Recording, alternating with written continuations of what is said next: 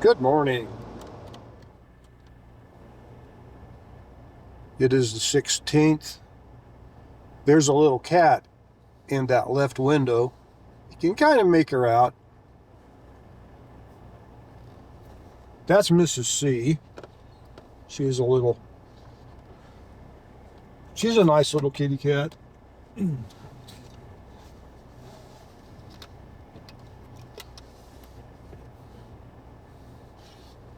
I believe that either God or that cat's mom decided I needed a bunch of kittens.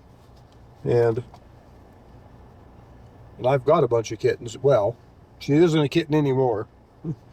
This is 2023. She was born in 2020. In fact, June 1st, I think, was when that little cat was brought into the world. Her mom hung out back here for a year or two. And then one day showed up I didn't notice it until I noticed it, right?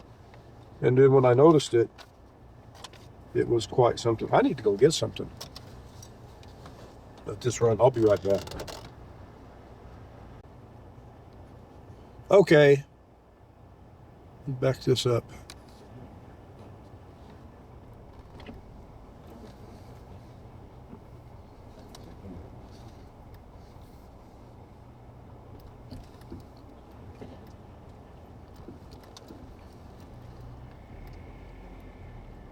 Did you see? Steamboat got quite a bit of snow, and the mountains got a lot of snow. In fact, they were predicting the National Weather Service. The local people were predicting a foot in the highest ranges of the northern mountains in Colorado.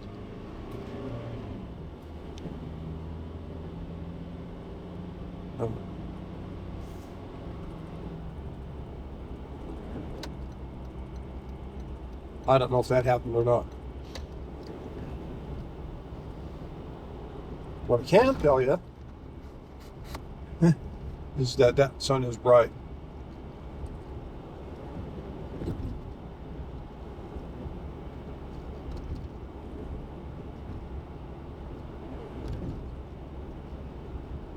I'm sure you can tell, right? Anyway, that's all I have to say right now. I don't think there's any point in filming with this sun just blasting out in front of us like it is. Sometimes it looks cool, but I don't think this is one of those times. And I also think that my interior window needs some help.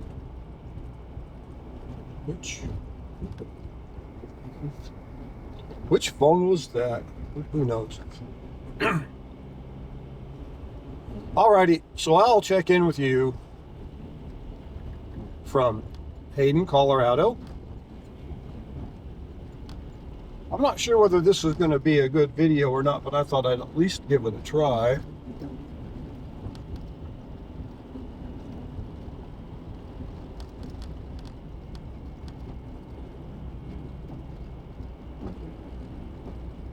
Oh, okay, interesting.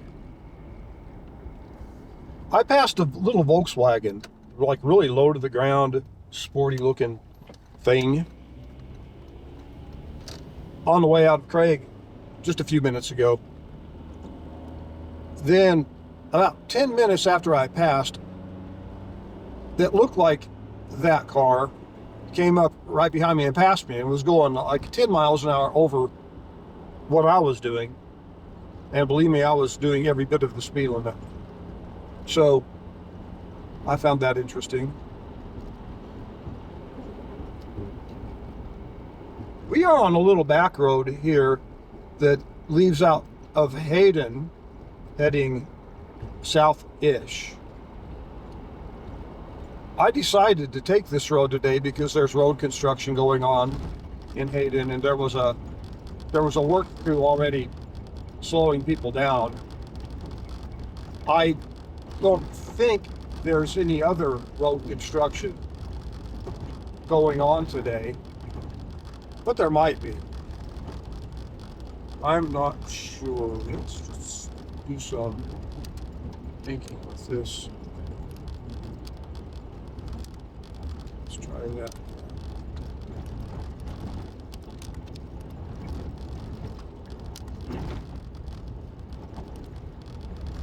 Let's try that. That might work.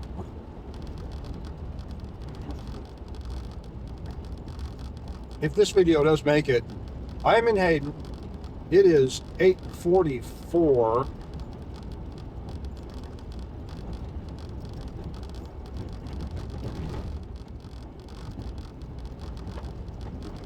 We are taking a longer route by probably 20 minutes, maybe.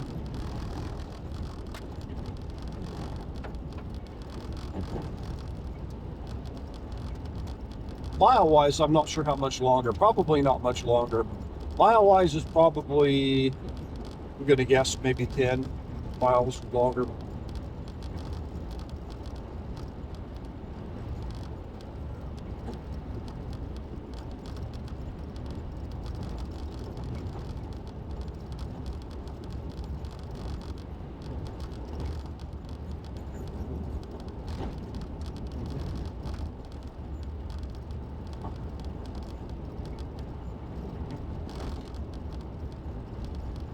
Kind of iffy because of the sun, but this camera has surprised me. I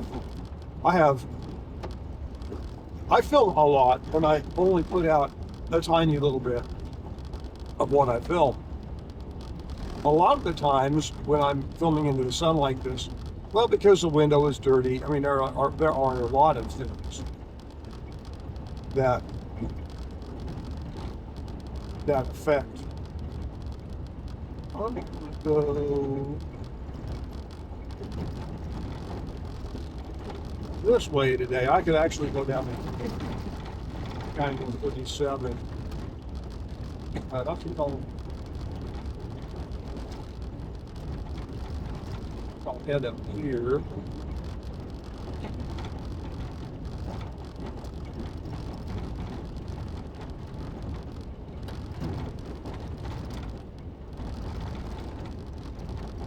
This mine gets some pretty big truck traffic on it. This road. This is a mine road. That's why I said mine. This road gets some pretty heavy traffic on it. I don't know that this part is private. I don't think it is. But back where we turned onto this road, everything over behind us, over to the right, is private. I've been on that road a few times, but usually when I was on it, I had, I guess you could say, official business to be out there. I've probably been on it once or twice trespassing, probably, but I can't say that for sure.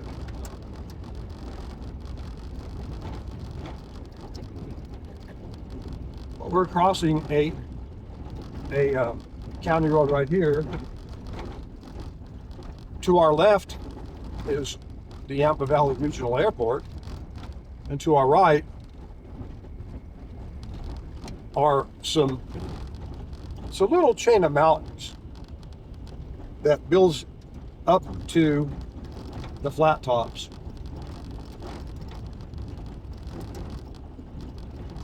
And you might even call the mountains in the horizon. They could even maybe be called the Williams Fork Mountains. Maybe. Maybe not.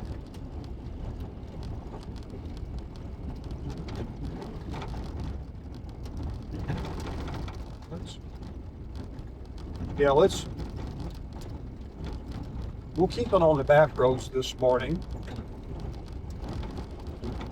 I think we'll be okay. If the roads look a little bit funky.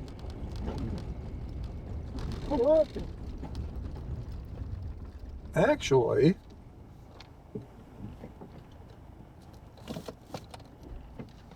they don't look very good.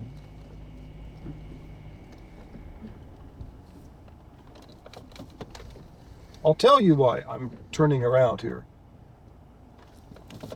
Although the road that we're on right now is good, it may still be frozen, but there's definitely a lot of moisture in it. Oh yeah. And the road that I would be going on, if I were to continue down that road, eventually becomes a road that's not maintained, and it's basically a two-tracker. And there's really no reason to go out on it today with the roads looking the way they do. I have kind of forgotten that we had a lot of moisture a couple days ago.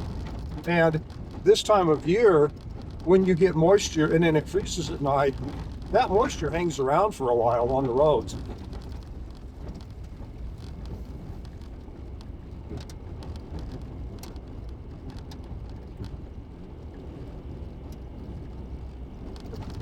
There's a real good chance that it was actually snow around here. But yeah, it's looking pretty. This is a much better section of road, but it's sort of in between. This little spot right here is in between one of the two trackers and a road that has had a lot of good fill brought in. You know, a lot of washed rock road base, like this road here. And that road probably had road base in it too, but they've changed that road a little bit.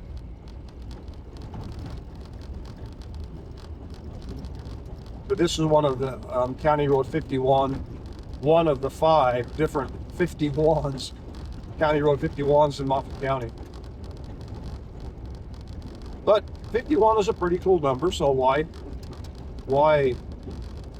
go to 52 until you've gone through the alphabet, right? 51, 51A, 51B, okay,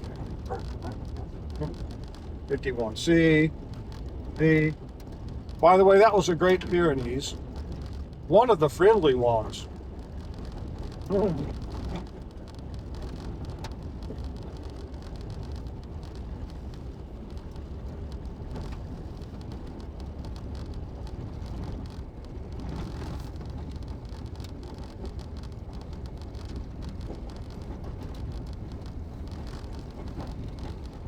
There we go. I'm getting rid of my jacket.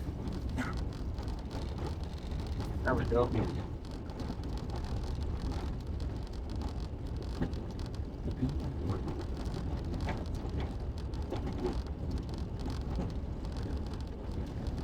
Anyway, we are certainly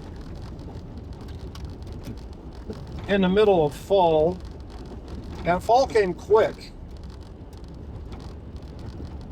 to this area. And we had our first really big cold snap, which included a lot of snow in the mountains a couple days ago. It moved out Wednesday, I think Wednesday, yeah, and got warmed up. And now we get what looks to be like a little bit of warmer weather, what people used to call Indian summer.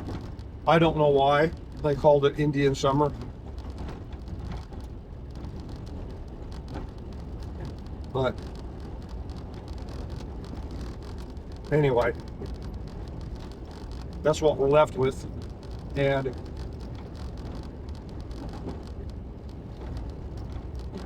it looks like it's going to warm up pretty good.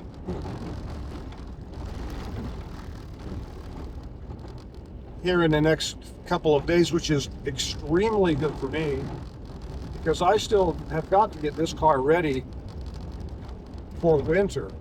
And I've got at least one more mechanical operation that I need to do on this car. I've got to fix basically a factory defect in the differential and put a little Teflon support and a new oil seal in on my front passenger side drive line, which is more accurately known as a CV joint. So I will be doing that. We'll see. I'll do a couple days of driving this week, and then I'll take care of that. Now, the work that I'm doing is on this car, and this car is doing real well in two-wheel drive. I feel the most minute vibration in two-wheel drive, and I think that that's either just the car vibrating normally, doing what it's going to do, or, oh yeah, there's the flat tops with some fresh coating of snow, or that vibration is from where the oil seal has been damaged. And even when this car isn't in four-wheel drive, the front CV joints turn all the time.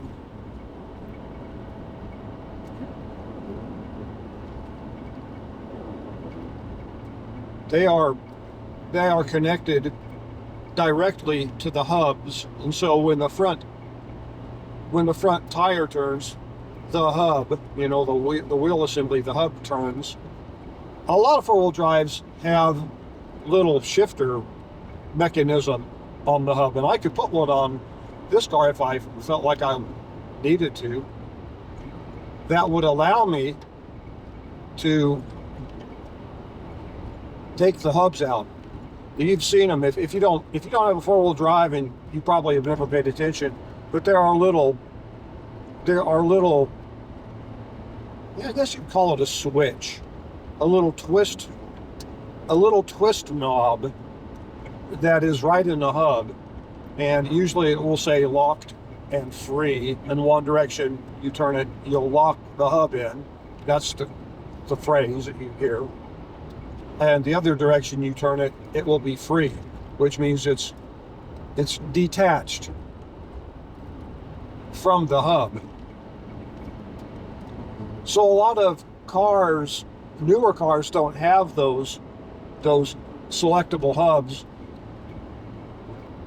I've got one car that has the hub selectors. That's the old Samurai, and I have my Cherokee, which is just, it just switches in automatically. I mean, well, that's actually not the way it works, but the drive gear runs continuously. So when you do put it in four-wheel drive, you have power to your front axle. And that's the thing that allows me to drive this car, actually, even with this issue. When I don't have it in four-wheel drive, the rear wheels are getting all the power. The front differential isn't getting any power. It's basically in neutral, so it's not getting any drive power. However, the wheels are now turning the differential because I don't have hubs that I can lock out. I can set them on free or locked. Poor creature. It doesn't even look like an elk anymore. That's an elk back there. That's been there all year. I don't get why Routt County doesn't come along and at least get him out of the roadway. I don't know. Maybe they have a policy. Oh yeah, I'm looking at the hillsides. The aspens have given it up over here. And the oak brush is still looking pretty, but it's taking a beating. Anyway, so my little talk about four-wheel drive. The point is that when I'm driving this car in two-wheel drive, I don't have a load on these CV joints. I think that what happens is when there's not a load on the CV joints, they're still rotating, they're turning, but when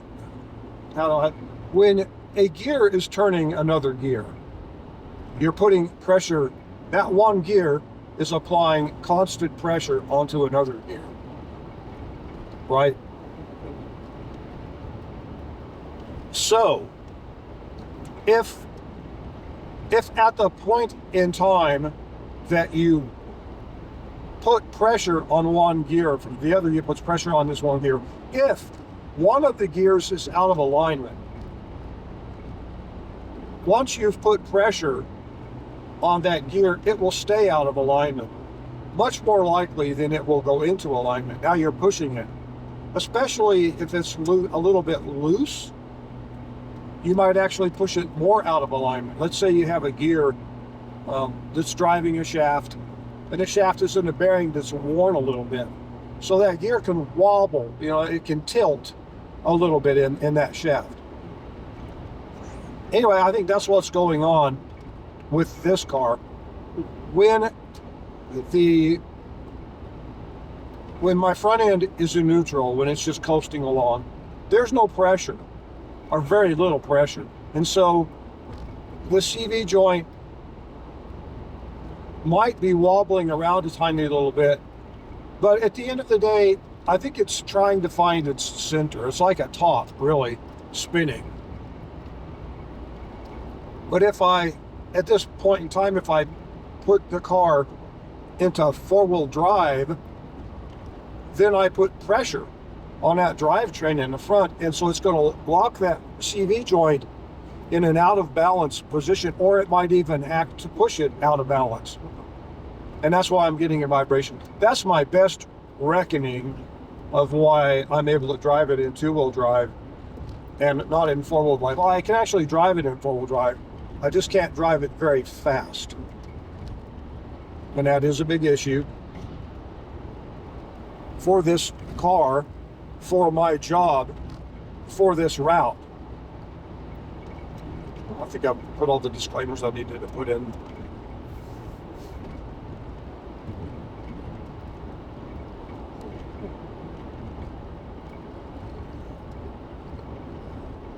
Okay.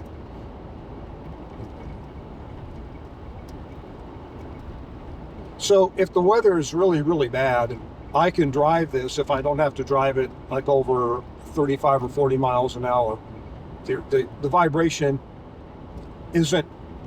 doesn't feel very harmful, but I need to be able to drive it at faster speeds than that. And I'm not saying that I'm driving 60 or 70 miles an hour on ice, although sometimes I might be. But this four-wheel drive, I can't shift it in and out at any speed. I have to drop down to a slow speed to shift it in. And there's a reason for that. I mean, it's kind of a money-saving thing on Suzuki's part, but the transfer case isn't synchronized like the rest of the transmission. I mean, that's my understanding.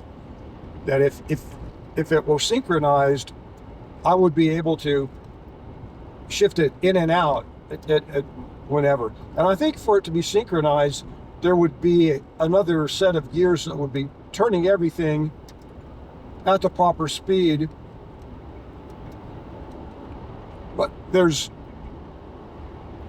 But then again, the output shaft still would need to be disconnected when it's not four-wheel drive. So I don't know what kind of magic, the mechanics uses, but it's quite cool how it works. But I don't have that, so I can't shift in and out in any gear. Now on my Cherokee, I'm pretty sure that I can do that.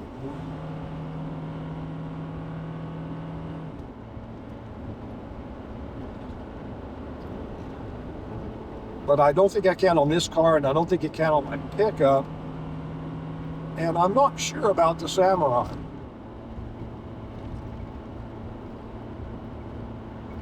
Actually, I think the Samurai I can. I think I can put it in four-wheel drive. I don't remember, though. I actually don't remember.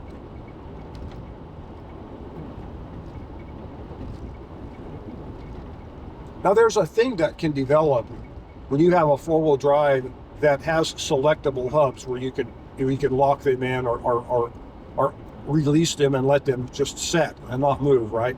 And if you think about it, when you put your hubs in free mode, theoretically, your CV joints or the drive shaft, depending on what kind of a configuration you have under your car, quits turning, or it has no power to turn. It's basically just sitting there. And so if you don't use your four-wheel drive much, you can actually create wear spots on the bearings in your drive system, because the shaft is just sitting there on a bearing or sitting there on the bushing, wherever it's at, and you're going over bumps and whatever, the shaft is reacting to the whatever motion your car is going through, and however much weight it has times the acceleration that it gets from going over a bump, it puts that much force on your bearing. It sits there and thumps against it, right? So that's some people correctly would say, well, it might be better to go ahead and just run those shafts so they're all turning and the bearings are turning all the time. That way, that force that we're talking about gets eaten up a little bit by the centrifugal force theory, which reacts against up and down and left and right movements, right? Like a top. And when it does take a hit, when force is imparted onto the bearing or the bushing or whatever, if everything's rotating, it's hitting it, you're distributing where that force is going on that bearing and on the shaft for that matter. So theoretically, if you allow your running gear to turn, like for instance, have the wheels turn your running gear, well, you don't have it in four-wheel drive. In a way, you also keep everything lubed as long as you have oil or grease, and you counteract the idea of all that weight of the shafts against the bearings and whatever sitting there banging on the bearings or the bushings, bearings and the bushings, depending on, Does that make any sense?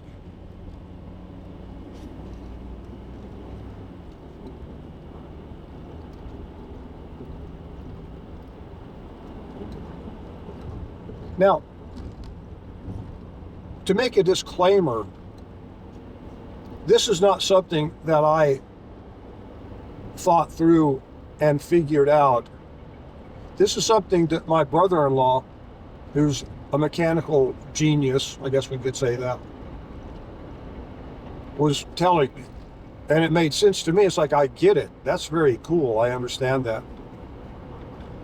So, oh, by the way, that's Steamboat's ski hill up there on the horizon, and you might be able to see that is snow up there. And in fact, snow all along the high mountains. Winter's coming. It is coming. Anyway.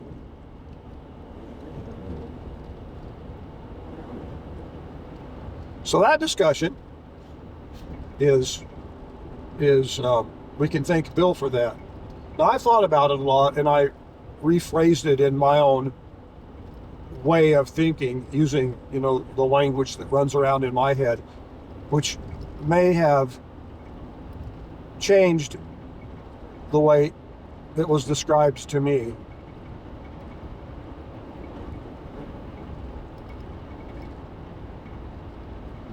But it's handy to know that, especially when I'm troubleshooting a vibration, because it makes sense to me that, like I said, if you have a gear that is in a bearing or a bushing where the gear is loose, to where the gear can wobble a little bit or tilt, if you put pressure on that gear, you're going to tilt it. You're going to wobble it. I mean, unless there's another way that it can be counteracted by another force. If there's not, then it's going to wobble.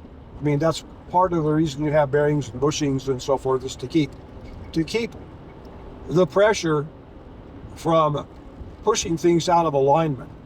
You know, because usually when you're using a gear, you're transmitting power from one thing to another. And if you're using a gear, that power is ultimately going into a shaft somewhere. So all that power, all the torque that you're putting on that gear ends up in that shaft. And for that matter, the forces multiply too.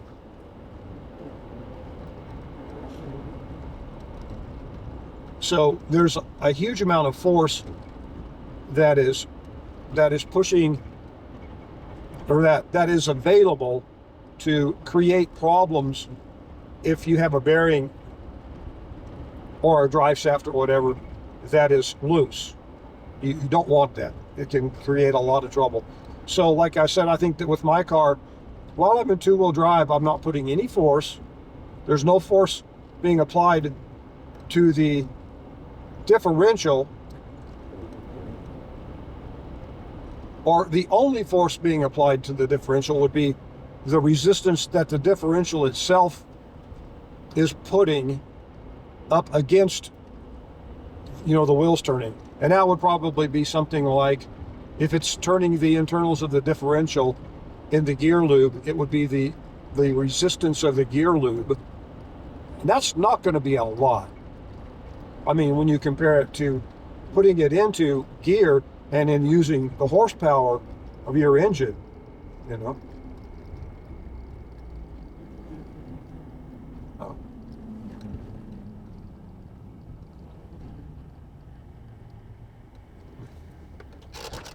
Morning. There's going to be 4 belly dumps coming out. The other 2 are turn around, so just watch for oncoming traffic when you're in the oncoming lane. Okay, so I just go ahead and go and just... Yeah, as soon as these 2 trucks go by, there's a motor grader down around there. There's going to be 2 more belly dumps. You can go after this one goes by. Okay, yeah, I'll keep a good watch. So you guys are pushing it this year. Yes. Or this year is pushing you guys, one or the other. Yes. It does seem a little bit early. We got snowed out last week. We'll try to push this week. Dang it. What was it last year? It was like endless fall, it seemed like. It just, yeah. We had all this time. This year it seemed like, nope, winter's coming, and yeah. All right, have a good day. Thank you, sir. You too.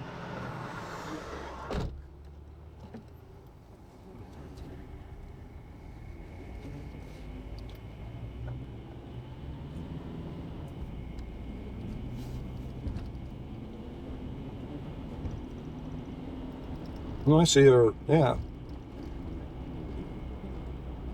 So they put new blacktop down here, and you can see on the left side they've got quite a bit of a lip there, and on the right side they're bringing in road base, and they're filling that lip, which is a great thing. That way you don't, you know,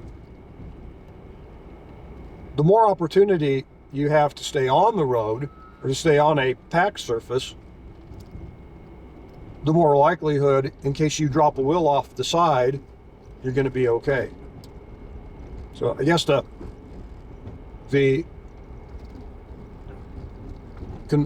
conversely,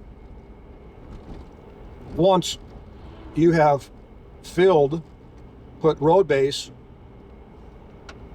and filled that area up, you now have a steeper ditch, but it's a little bit further out. So, I mean, a taller ditch, maybe not steeper, but a taller ditch.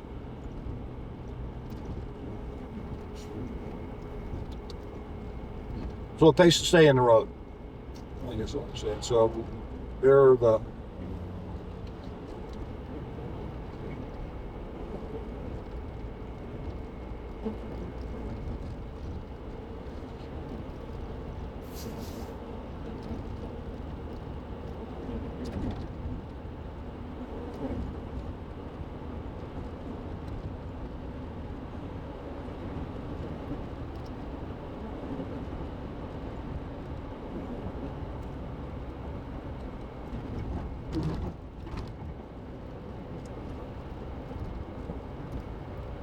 Oh, yeah, where was I in my gear talk?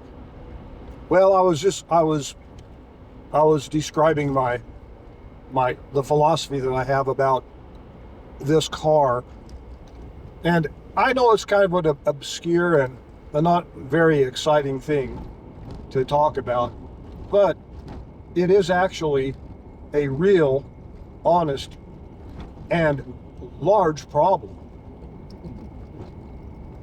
This is certainly the most roadworthy car as far as reasonable fuel mileage and extremely good handling. My Jeep isn't that bad, but it is different, and it doesn't get nearly as good mileage, and it has 300 and some thousand miles on it. I mean, it has worked extremely well as a backup car. And again, I would really like to finish my garage so that I could put the work that Jeep really needs.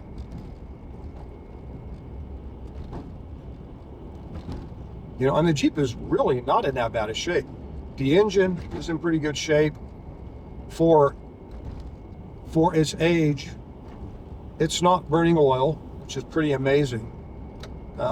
It's 300 and whatever, some thousand, 330,000, whatever, on the original set of rings that came from the factory. I mean, the original set of rings did come from the factory, right? So the engine is pretty strong. I did break a cam gear one time. Speaking of gear, and probably what happened with that was a cheap distributor. Now, for those of you that don't know, you can just tune out and look at because I'm going to go into another detail about that. So the cam is the thing that it runs the valves on your heads, and it's timed so that it opens the valves when they need to be opened. But on most vehicles, or on a lot of vehicles, maybe I should say, the cam also operates the oil pump. That's just kind of the, you know, like a V8 or a straight six, V6, V8, and several four-cylinder cars, probably all like that. So there's a gear cut on the cam. It's kind of cool looking. You know, you got all these lobes that run the valves, and then on one end or the other, you have this gear. And when you put everything all back together and you put your distributor in, this is the typical configuration. Your distributor has a gear on it, right? The distributor, and that's the part that accepts the electricity from the coil and distributes it as distributed to each cylinder. So it's got this little rotating switch, call that a rotating switch in it, a rotor is what it's called. But the cool thing about the way that it was designed is that the bottom of the distributor fits into a little, there's a hole in it, like it's a keyed hole, so that you could put a little drive shaft in this little keyed hole, and you can turn something down below the distributor. Well, the thing that's below the distributor is the oil pump. It's down in the bottom of the engine, typically. And that's a great place for an oil pump, because if it is surrounded by oil so that it can't really ever go dry, it's going to last a long time. However, and this ties into what I was talking about, which is why I'm going on about this. So with my Jeep, what I believe happened is that I went through several distributors, and I think distributors were just being built really, really cheap. They were something about the way they were being built, or something about the way my particular engine was working. Oh, and by the way, let me interrupt for a second. I am going the back way around Steamboat this morning. I'm not going to go through Steamboat. Coming back, I might go through Steamboat, but I'm going to show you how you can get all the way through Steamboat without ever having to be in Steamboat, other than on the outskirts, the southeast side of it. For those of you that don't like driving in Steamboat, and I know it's a lot of people, Steamboat, if you're not a skier and you're not vacationing there, getting through Steamboat can be really annoying. Anyway, so we'll be turning, I think it's 47. We'll find out here shortly. This is our turn.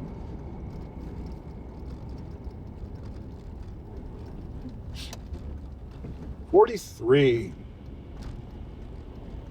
Okay, County Road 43. It looks pretty up here too. So this might be kind of nice. So anyway, back to this issue. So the distributor has a gear on it that is driven by the cam. So when you put, when you plug your distributor in, it lines everything up so that your distributor, like I said, is turned by the cam. And if you've ever replaced your distributor, you've got to put your distributor in exactly. You have to get it lined up exactly. It's not that tough to do it. Well, sometimes it can be a little bit difficult. Sometimes you can put your distributor in backwards, 180 degrees off, and your car will still run, but it will run funny. I had a Ford Courier pickup way back when that I had done that too. And I was shocked when I finally, after like a year, I realized I was running that backwards. But it ran good enough that way. Anyway.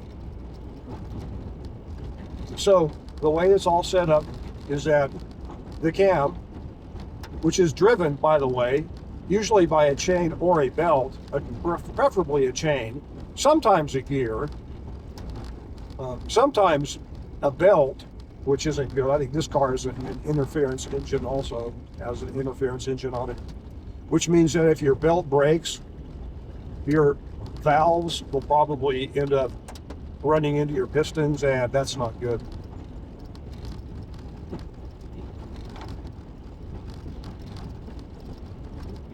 Anyway, yeah, I don't want to get too many balls up in the air here.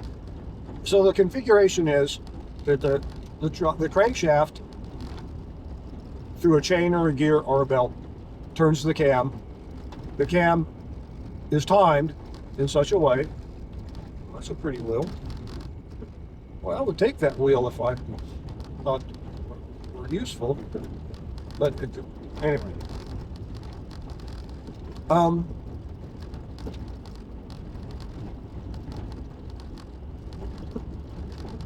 When the distributor turns, that little shaft that it drives on the bottom of it drives the oil pump. So it's a very cool system, as long as everything's working. What happened with my Jeep, and I think it was because of a crappy distributor too. I went through several distributors. And actually, I think the latest distributor I bought 2 years ago, it blew out while I was driving, coming into Hayden. And one of my brother-in-laws came and saved me. So anyway. So all that works in conjunction with everything else. Well, if the bushing on that distributor, called the bearing or the bushing, is not good or goes bad, it will allow that the drive shaft, the thing that's running the distributor, to get out of center, right? It will go off center. If it goes off center by too much, you'll eventually, and this is probably what ended up happening. It's kind of a shocking thing to consider, but you'll end up with like one tooth of the gear wrecking into another tooth of the gear. There goes a deer. And when that happens, you're going to break something. And that's what happened with my Jeep. When that broke, it broke the gear on the distributor, and it broke the gear on the cam. So I had a pretty big repair to do. I remember that happened just after I got back from Venezuela. So that would have been in 2002. And I was pretty cranky about that. I had to pull that. I'm gonna have to take it apart.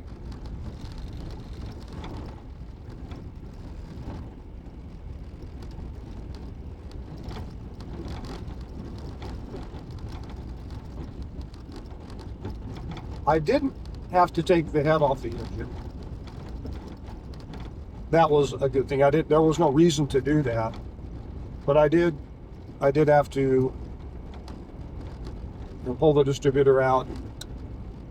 I did have to take the oil pan off and make sure that I flushed the system out really well, because when you break a part like that, all those shards and pieces of metal are now either they're working their way down into your oil pan, or they're in the oil return system in some place, or the oil send system, whatever, you know, the channels that pump oil around in your engine. So you got to clean all that stuff out. Anyway, that was the only big thing that I ever needed to fix on that Jeep. And I don't blame, well, I blame the distributor. I think the distributor was really crappy, to the point that I have changed so many distributors. I had thought about buying a distributor and rebuilding it with bearings, if I could actually do that. You know, put actual ball bearings in the distributor. But for it to do what it did, I gotta wonder if maybe I didn't have an issue with getting oil up into the distributor. So there was some problem, because I've been through several distributors, and it might be that I'm not finished. It might be that I'll have to go through more.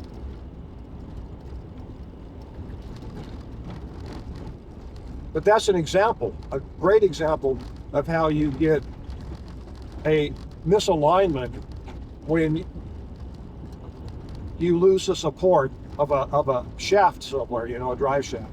And that's, going back to this car, that's what's happened to my four-wheel drive.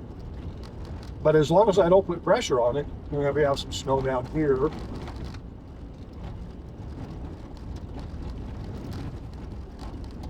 We are really okay. Well, today I can say this. And when I was talking to the highway department guy, yeah, we're getting beat up this year by a very early fall. Well, not a very early fall, but a quick fall. It's getting called quickly. Hornet's nest up there. You may not have seen that, but up in the tree, it was that really cool, distinctive shape of a hornet's nest, and it was. Typically, I would be through Steamboat and at my stop right about now, by the way. And we still have,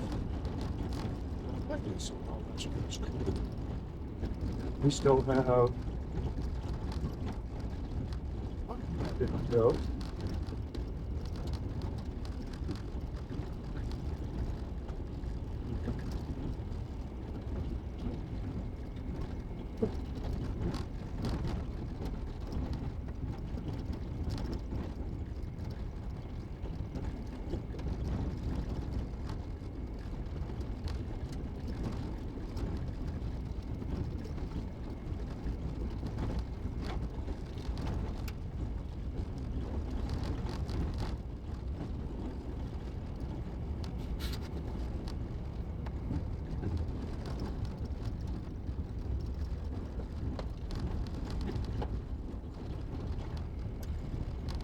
It's still pretty though. I mean, I love it. These colors, they lose their intensity, but it's just so nice to see the way they. It's nice to see them coming on. The colors. It's nice to see them at their peak, and it's nice to see them fading. I like all of it. You know. Maybe I'm just a pro-life person, because really that's what life is like, isn't it? You know, all of our stages of life, we go through that kind of stuff.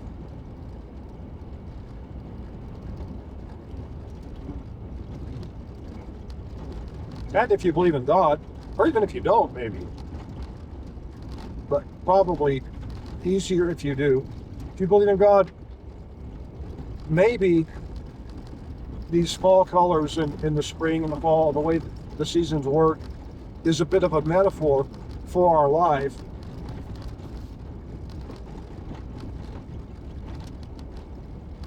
Because even once winter sets in and life looks like it's gone, it comes back again.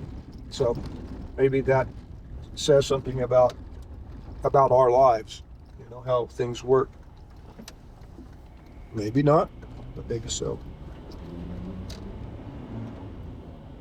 I believe we're still on, what was that, 43? I think it was 43, yeah.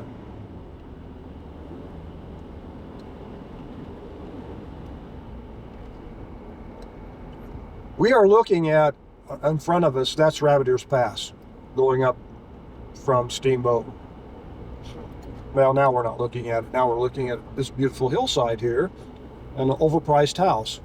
Well, yeah, it's an overpriced house. It's a nice looking house, but it's certainly overpriced.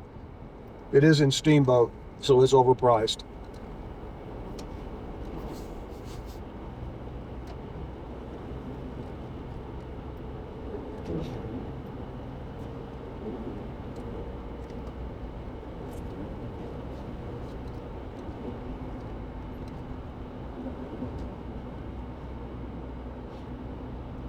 Oh, this is beautiful. I'm really liking this. This video might actually go. I've done this road several times. Yeah, it's icy down there in the bottom. Stay on the road. This is one of those spots where you want to stay on the road. I guess that goes for pretty much every spot. So I've been watching my sister's channel, Woman at the Wheel. I really like what she does. She's no dummy. You know, she comes off like a regular person, but she's not stupid one little bit. I'm not saying regular people are stupid. You know, I'm just saying she's just like another person out there, but she's pretty damn smart. The idea that she can hook up to two 20-foot horse trailers or more to her pickup, haul them several hundred miles through city traffic, that kind of blows me away. I don't ever want to do that, my friends.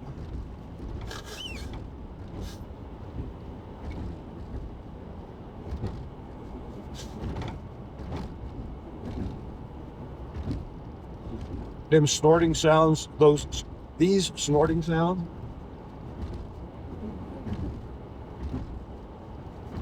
That would be me. Yep, that would be me.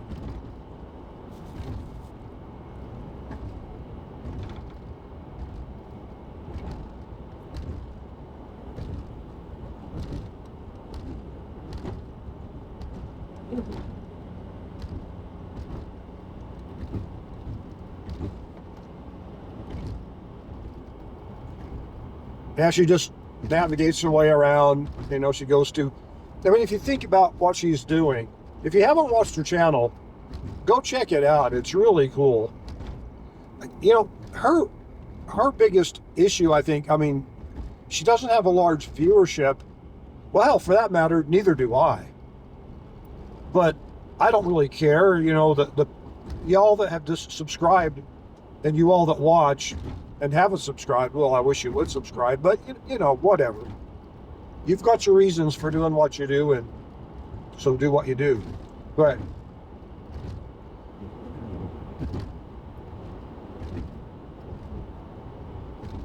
it's really interesting. She doesn't have the colorful scenery that I have. I've got this beautiful scenery, and I love it. But I also like that area down there. In fact, I wouldn't mind living down there.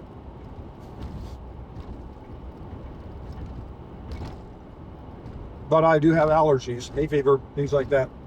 And when I get down south where things grow, you know, like it's a jungle, because it's kind of like a jungle, you know, down in the south.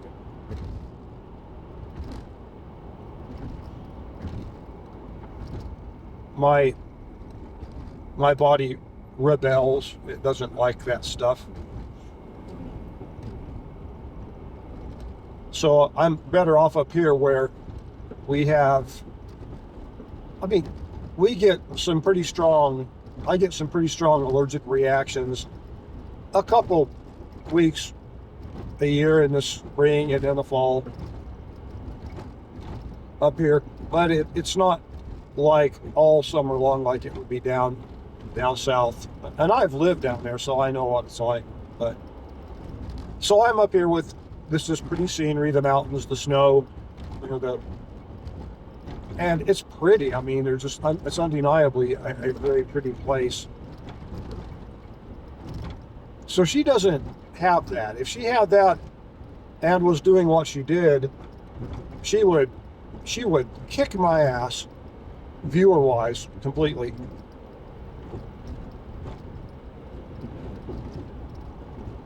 And she doesn't get nearly as political as I get. She has some restraint when it comes to that. Now, I of course think that we should use our voice. Use it or lose it, I think, is probably the way that I feel about it. But a lot of people will say, "Oh no, you shut up. You're gonna create issues. You're gonna lose your voice by using your voice." People actually believe that, and there may be some truth to that. I mean, the people that are against the things that are going on in society, especially in politics, are vocal about it, and the people that are creating the issues that are going on in politics don't like dissent, especially the group of people that are in power right now. So Sue stays away from that. She's pretty good at that. Whereas I go a little further. Anyway, her channel is really cool to watch. Her ability to navigate these big old trailers, especially when she's taking two, you know, like if you've seen it, you know, pickup hauling two trailers, one after another, not one on top of another, but she's all that too. She's all, you know, a stack. But anyway, it's pretty cool. I like to watch it. She was in Houston last week or week before. That was really cool. She's been to Florida and Louisiana in the last couple of weeks. And she's doing some pretty cool stuff with her filming. She uses two cameras, which, yeah, I don't want to do that. But she likes doing that kind of stuff. And then she also works the graphics out pretty well. I mean, it's really neat what she does. So if you like driving videos and you haven't seen her channel, if you can't find it, just comment, and I'll put a link to one of her videos in your comment. But if you can find it, it's Woman at the Wheel.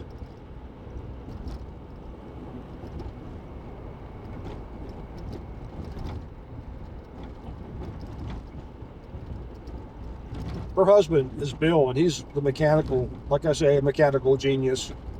He keeps her vehicles running, and That's really good. You really need to do that. It's really important to keep the maintenance up on,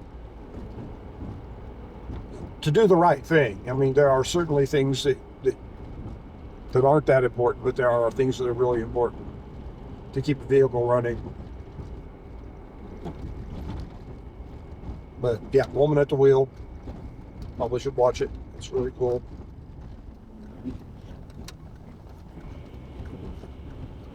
So now we're turning on to County Road 14. This is actually the river road. I think it may have said that on that sign. And this road runs along the south side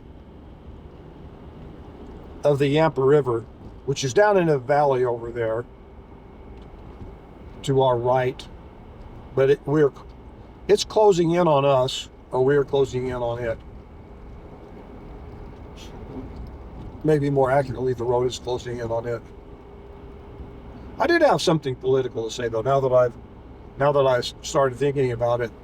I was thinking about this war that's going on, where Hamas attacked Israel, slaughtered innocent people, guaranteeing that Israel is going to return a pretty strong response. Why do you think they did that? Why do you think Hamas did that? I was listening to a political guy last night, some old, I guess, government guy, and I thought, well, this should be an interesting interview. Well, the first thing that his interviewer asked him was, so what do you think about this Israel thing? And he said, well, you know, the Palestinians, they didn't have any choice. They were pushed into it. And at about that time, I turned the channel off. Because it's probably not untrue that the Palestinians were pushed into it. But they're the ones that made friends with Hamas. And not only that, but to my reckoning, Palestine is a state that was set up to be a thorn in Israel's side. Palestine did not exist before Israel. So I think that what Israel's enemies did was they made sure to try to create as much problem for Israel as they could, and what better way to do it than to claim land right there, you know, which is what they've done. I mean, yeah. So, but keeping in mind that this is certainly a blood feud that has lasted centuries, long before we've been here. But I'm trying to look at it, understanding that like the poor folks in Palestine are definitely screwed. I mean, they are being played like all of us are being played. For them, it's worse because it's a war. But the same can be said for the Israelis, the regular, you know, the regular poor slobs like us, Israelis. They are being played too. And there is no way in hell that whoever orchestrated this is less powerful than Hamas. They have got to be more powerful. The people that set this up are probably the same people that set up the Ukraine war, that set up all the things that happen in this world. In other words, I think the globalists are setting all of this up. And I think that the globalists have decided to pit Israel against the Palestinians so that they can create a war with Iran. I think so that the United States can walk in and make it look like the United States is protecting Israel, when all that's really happening is the globalists want to keep the war machine going, and they realize that the Ukraine war is losing popularity, so they need to get another war going, or they're going to lose their money and power. Or they're going to lose some money and some power. I really think that's what it comes down to at the end of the day. Because there's no way in hell Israel wasn't going to react the way they did. But I think that Israel is being played, I think the Palestinians and the Israelites, and for that matter, the Americans, the Egyptians, and everyone, I think, is being played by the globalists. I think the globalists are the dirty bastards behind all of this. The Soroses of the world, the UN, or, you know, the WHOs, the World Economic Forum. Those people, I believe, are the ones that are running the show right now. I certainly believe they are. They are losing the climate change battle. People are starting to wake up, thank goodness, to that. They are losing the support of their war in Ukraine, which they should have never had no one should have supported that, but that they were able to spin it into a political issue, you know, and pit the left against the right. By the way, I think they are definitely the true left. So,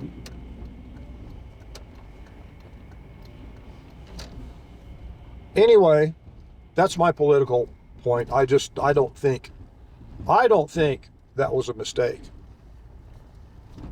I don't think that it was, I mean, I don't think this was done by, maybe I'll be able to spit this up. I do not believe this was done by the rank and file. I think this was a global setup, a globalist setup. Yeah, there we go. I said it. Alrighty, I got to get out and go do some work. I will be back. And you guys, if you're driving somewhere, you have a good drive and a safe drive, and I'll try to do the same, and I'll keep my politics to myself for a while, and whether that's good or bad, I don't know. Anyway, take care, and I'll talk to you later.